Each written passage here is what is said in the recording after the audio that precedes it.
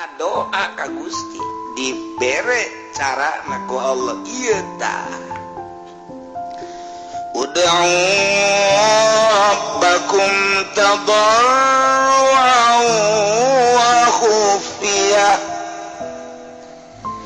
ud'u ngadaroa marane kabeh marentah marane kabeh ka pangeran maneh lantaran pangeran mah maha kawasa pangeran mah maha sempurna pangeran mah maha deudeuh jeung maha nyaah jaka bege kapan menang nyeun Gusti Allah sok pentah pangeran maneh cuman make syarat mentana dua syaratna tadarruan wa khufiyah mentana ka Gusti Allah teh penuh dengan DP-DP dan penuh dengan tazallul ngarasa rendah diri Gusti abdi nu mantak menta teh abdi teh butuh nu mantak menta ka Gusti teh japan nu Gusti sadaya-daya abdi teh moal menta ka makhluk da makhluk mah rusak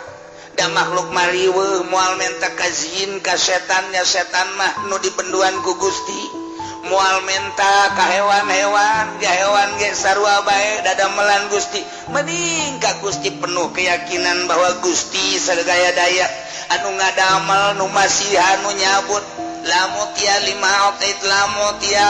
lima mana tawala ya lima naon eta tuh laman ya lima autait wala mutia lima manata